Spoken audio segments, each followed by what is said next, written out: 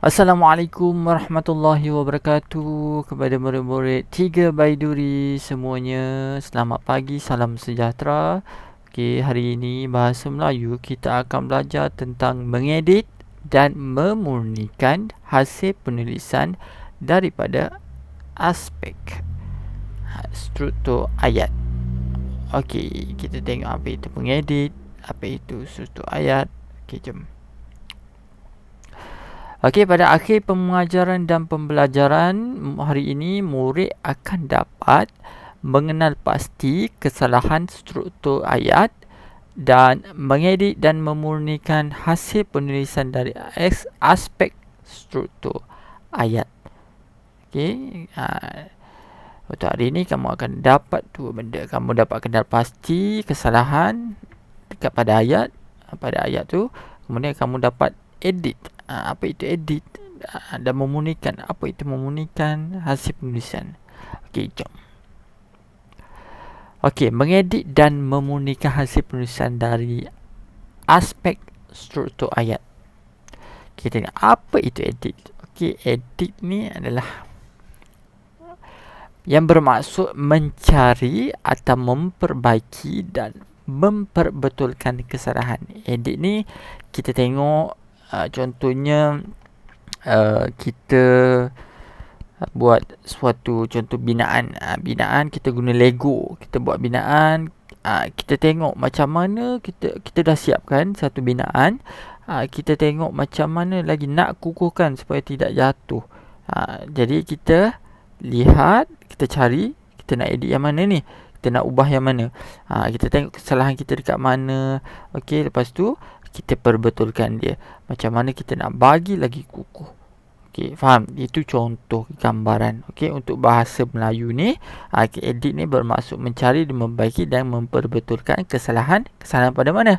Pada struktur ayat. Apa itu struktur ayat? Struktur ayat tu ayat lah yang kamu dah biasa buat. Okey. Okey, seterusnya adalah definisi struktur ayat. Okey, apa itu struktur ayat? Struktur ayat ialah susunan kata dalam ayat bagi membentuk satu binaan. Okey, susunan kata. Maksudnya ada banyak perkataan. Okey, ada mengikut susunan, dia akan jadi satu ayat yang lengkap. Okey. Okey, untuk satu binaan ayat lah tersebut. Okey, struktur ayat terdiri daripada subjek plus predikat. Okey, apa itu subjek? Apa itu predikat? Okey, kamu dah belajar.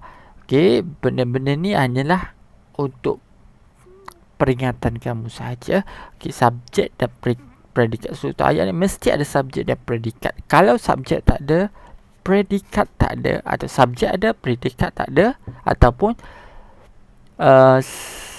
subjek tak ada, subjek ada, predikat tak ada, itu bukan struktur ayat yang bagus. Itu ayatnya tergantung. Nanti kita tengoklah contohnya. Okey. Contohnya ni, Amir dan Amar ke kedai buku. Okey, subjek dia Amir dan Amar. Subjek tak kisah, banyak boleh, satu orang boleh, benda boleh, itulah subjek. More kepada, lebih kepada kata nama ataupun frasa nama. Okey, kalau predikat ni melibatkan penerangan kepada subjek tersebut. Sebab itulah kita panggil ayat yang lengkap kalau ada subjek dan predikat. Kalau tak ada predikat, contoh Amir dan Amar, apa benda? Kita tak tahu apa benda dia nak terangkan. Kalau predikat ke kedai, tak ada Amir dan Amar, ada ke kedai buku.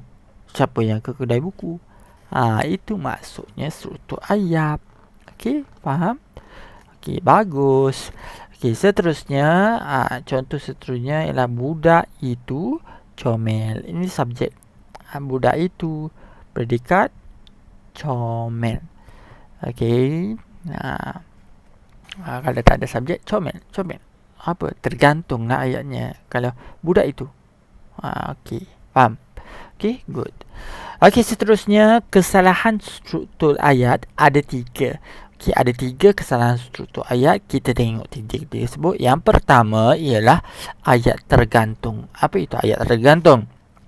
Ayat mesti terdiri daripada subjek dan predikat. Okey, kalau tak salah satu ni tak ada, maksudnya dia akan tergantung. Ayatnya tergantung. Okey, sebagai contoh, petang esok membasuh kereta. Petang esok membasuh kereta. Predikat ada kan? Subjeknya tak ada. Siapa yang basuh kereta? Tu maksudnya suatu ayat ini tergantung. Ayat ini tergantung. Maksudnya tak lengkap lah. Okey, cara nak perbetulkan dia. Contoh ayat yang betul, suatu ayat yang betul ialah ayah membasuh kereta pada pagi esok. Kalau ada petikan, kita tengok berdasarkan petikan tersebut apa subjek yang sebenar. Tak kisahlah ayah ke, abu dan ayah ke, ayah dan saya ke, subjek, perasan nama. Okey. Membasuh ayah, membasuh kereta pada pagi esok. Ayah ni subjek, membasuh kereta pada pagi esok ni ialah predikat. Okey, yang kedua, kesalahan suatu ayat ialah yang kedua ialah kesalahan ayat gabungan. Kita tak maksud ayat gabungan. Okey, ayat gabungan ni dia ada ayat, dua ayat, kita letak dia kata hubung kat situ. Okey, kamu dah belajar sebelum ni ayat majmuk. Lagi apa lagi? Ayat ayat majmuk dan ayat apa satu lagi? Ayat tunggal. Ayat majmuk dan ayat tunggal. Ayat tunggal kan satu ayat saja. Ayat majmuk ni dia gabungan daripada dua ayat. Itulah lebih kurangnya. Okey, kita tengok maksud kesalahan ayat gabungan. Kesalahan dalam pembentukan ayat gabungan berlaku apabila ayat-ayat tunggal yang membentuk ayat gabungan tidak digabungkan dengan betul. Sama yang macam cikgu sebutkan. Okey, jap cikgu tunjukkan kepada kamu.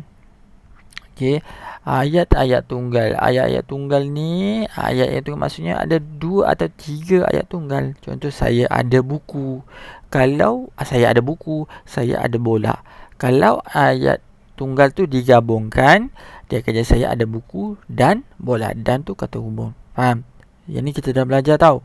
Cikgu cuma nak ingatkan semula apa itu ayat tunggal, apa itu ayat gabungan. Okey, bahasa Melayu ni tak susah. Kamu kena faham sedikit saja. Okey? Jangan risau, jangan panik, jangan apa. Kita belajar. Okey? Ayat-ayat tunggal yang membentuk ayat gabungan. Dia gabung tapi tak betul gabungannya. Okey, kita tengok contoh dia. Contoh dia ialah mereka akan melancong ke Pulau Tioman atau Pulau Langkawi. Okey, kalau kamu tengok kat sini, ayat ni hampir betul kan? Okey, hampir betul. Macam tiada kesalahan. Tapi ada kesalahan. Kenapa? Tiada kata sendika. Yang mana tiada? Ayat yang kedua ni.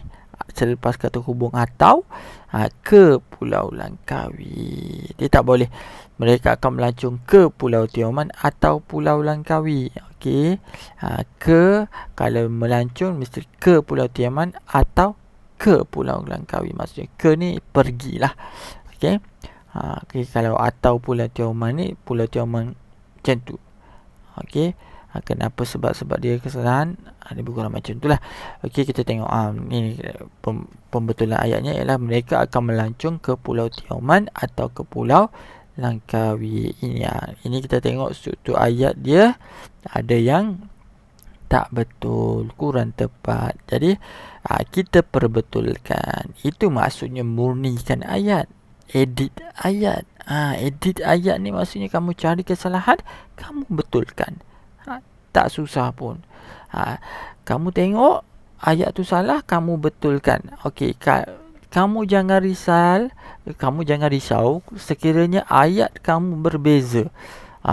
Asalkan bunyi atau struktur ayat yang kamu buat tu adalah tepat. Tak kisah kamu guna perkataan apa, kalau betul maka betul lah.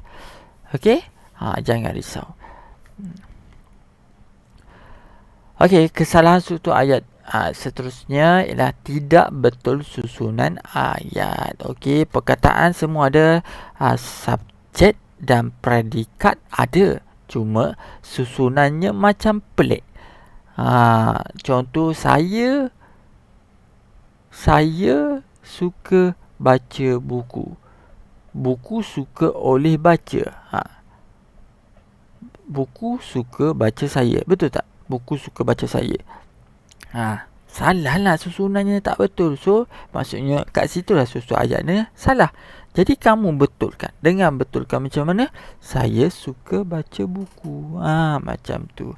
Okey, kita tengok maksud tidak betul susunan ayat ni. Apabila kata-kata tidak betul susunannya, maka bentuk bahasa menjadi salah atau tidak apa? Tidak baku.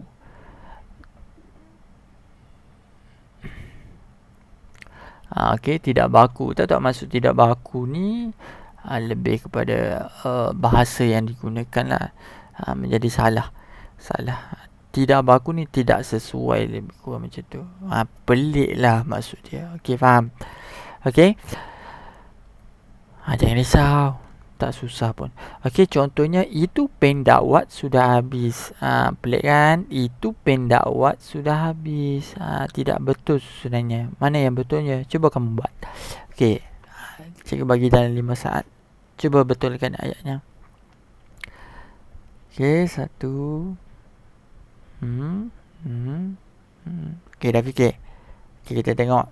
Jawapan yang betulnya ialah pen itu sudah habis dakwat. Okey. Subjeknya ada kat depan, predikatnya di belakang. Okey, dah betul. Yang ini pun ada subjek, ada predikat, cuma susunannya tak betul. Okey. Boleh. Okey, cara mudah untuk kamu kenal pasti kesalahan penggunaan struktur ayat. Okey, cara mudah sangatlah. Kamu perlu baca berulang-ulang dan perlahan-lahan. Okey, baca betul-betul secara perlahan. Kalau confuse, maksudnya struktur ayat tu salah. Jadi kamu cuba betulkan. Okey. Rajinkan untuk baca berulang kali. Jangan baca satu je, okey dah betul. Tak. Kalau struktur ayat tu salah, memang ayat dia pelik. Kita baca pun kita rasa ni ada salah. Kita dah boleh betulkan apa. Okey, jom kita tengok contoh. Contohnya ada pada buku teks kamu, muka surat 24. Okey, buku teks jilid 2. Okey, kita tengok, kita baca. Okey, jadual kutipan sisa. Okey, Nabila dan keluarganya membaca surat khabar. Menurut laporan akhbar, pihak berkuasa telah melantik kontraktor pembersihan untuk memungut sisa pukal. Okey. Berita semasa. Johor Bahru, 18 Julai. Pihak berkuasa tempatan PBT telah mengeluarkan jadual kutipan sisa. Sisa dikutip akan makanan 2 kali seminggu. Sisa dikutip akan makanan 2 kali seminggu. Tengok. Pelik kan ayatnya? Maka dia dah merahkan, jadi tak ada masalah. Memang susunannya tetap teratur. Okey. Sisa dikutip sekali yang boleh dikitar pula semula seminggu. Pun macam pelik kan? Sisa dikutip sekali yang boleh dikitar pula semula seminggu. Faham tak? Dengan ayatnya. Maksudnya adalah kesalahan dia. Okey. Pihak PBT berharap agar penduduk mematuhi jadual baharu itu. Penggunaan jadual itu akan semua pihak memudahkan. Apa benda ni? Pihak PBT juga akan mengedarkan risalah dan tata cara pengasingan sisa. Panduan buku juga akan ke setiap rumah diedarkan. Tengok. Pun pelik kan? Pada hari kutipan, pengguna hanya perlu meletakkan sisa buangan di tepi tong sampah. Langkah ini memastikan untuk sisa buangan ke dalam longkang tidak akan terjatuh. Langkah ini memastikan untuk sisa buangan ke dalam longkang tidak akan terjatuh. Pelik juga. Jumlah sampah yang dibuang ke tapak pelupusan sampah juga dapat dikurangkan. Harus bekerjasama untuk semua pihak melestarikan sekitar alam. Tengok. Berdasarkan pembacaan kamu ni, kalau kamu baca setiap ayat, okey, daripada ayat ni ke titik ni, betul tak ayat dia? Okey. Jom kita cari satu persatu. Tadi kita baca je, sekarang kita cari. Okey. Johor Bahru 18 Julai, pihak berkuasa tempatan PBT telah mengeluarkan jadual kutipan sisa. Okey, kalau kita tengok berdasar ayat ni, tak ada yang pelik. Okey, betul. Okay, sisa dikutip akan makanan 2 kali seminggu. Semestinya pelik. Okey, kita gariskan. Okay, mari kita cari. Sisa dikutip sekali yang boleh dikitar pula semula seminggu. Pelik kan? 2. Pihak PBT berharap agar penduduk mematuhi jadual baru itu. Okey, cantik. Penggunaan jadual itu akan semua pihak memudahkan. Penggunaan jadual itu akan semua pihak memudahkan. Salah. Okey. Pihak PBT juga akan mengedarkan risalah dan tata cara pengasingan sisa. Okey. Panduan buku juga akan ke setiap rumah diedarkan. Pelik. Gariskan. Pada hari kutipan, pengguna hanya perlu meletakkan sisa buangan di tepi tong sampah. Betul tak? Yes, betul. Okay, langkah ini memastikan untuk sisa buangan ke dalam longkang tidak terjatuh. Langkah ini memastikan untuk sisa buangan ke dalam longkang, betul tidak akan jatuh ke dalam longkang. Pelik kan? Susunannya, jumlah sampah yang dibuang ke tahap 40% sampah juga dapat dikurangkan. Cantik. Harus bekerjasama. Harus 6 orang ke? Bekerjasama untuk semua pihak menyelesaikan sekitar alam. Alamak, nanti salah. Okey, kita jumpa 1, 2, 3, 4, 5, 6. 6 kesalahan. Tak kisahlah kesalahan. Kebanyakannya kesalahan susunan. Betul tak? Okey. Jom kita perbetulkan. Ini ke-6 yang kita dah jumpa. Keluarkannya. Okey, kamu keluarkan. Tulis mula macam ni. Okey, sisa dikutip akan makanan 2 kali. Macam mana kita nak betulkan ayatnya? Sisa dikutip akan makanan 2 kali seminggu. Okey, sisa akan dikutip akan makanan. Sisa ni kita boleh gabungkan menjadi sisa makanan, betul tak? Sisa makanan dikutip. Okey, sisa makanan akan dikutip 2 kali seminggu. Oops.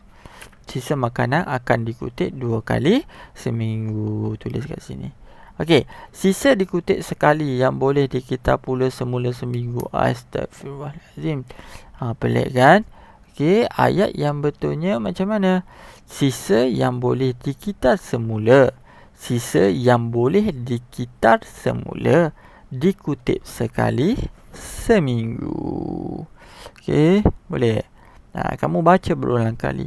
Penggunaan jadual itu akan semua pihak memudahkan.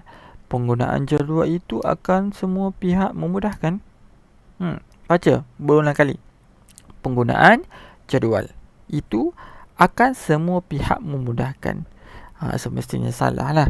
Okey, macam mana nak betulkan? Penggunaan jadual itu akan memudahkan semua pihak. Kamu cuba cari ayat yang betul dengan tukar susunan ke, tambah perkataan ke, asalkan jawapan dia betul. Okey. Yang keempat, 5 dan 6. Ini adalah tugas kamu. Okey, tugas kamu murid-murid pada minggu ini, pada hari ini, iaitu kamu salin semula. Salin semula yang ini sahaja. Yang ini tak perlu. Okey. Salin semula dalam buku apa? Buku berita. Okey. Tuliskan dalam buku berita. Tak kisah kamu nak tulis macam mana. Okey, kalau kamu boleh photostat yang ini ni dalam buku teks kamu ni, photostat kamu tampalkan pada buku berita kamu. Buku berita kan, ingat kan, atas kosong. Cikgu tak boleh nak bagi gambaran. Okey, buku berita. Okey, cikgu lukis. Okey, buku berita kamu kan macam ni kan. Okey. Lepas tu bawahnya ada garisan, betul kan?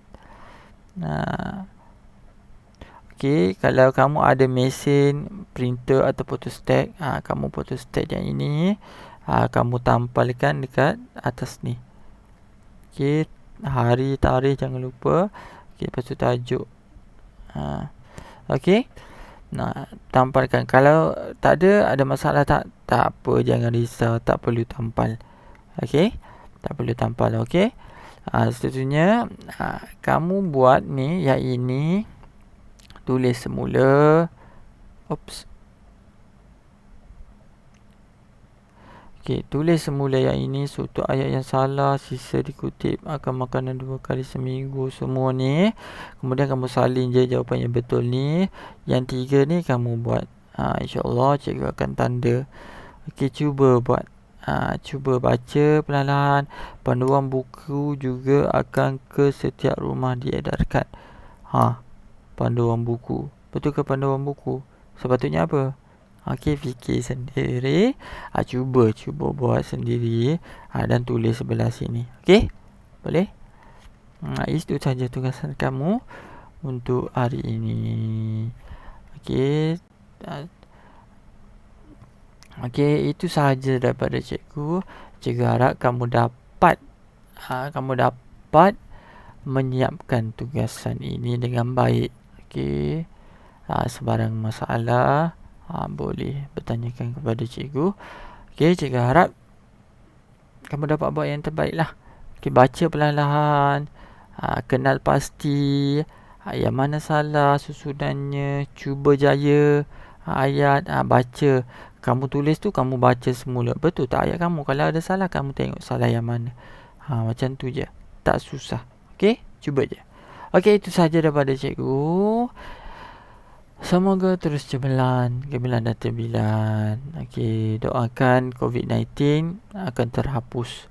Sekolah buka dan kita akan dapat belajar bersama-sama. Cikgu dah rindu dah ni. Okey, itu sahaja daripada cikgu. Assalamualaikum warahmatullahi wabarakatuh.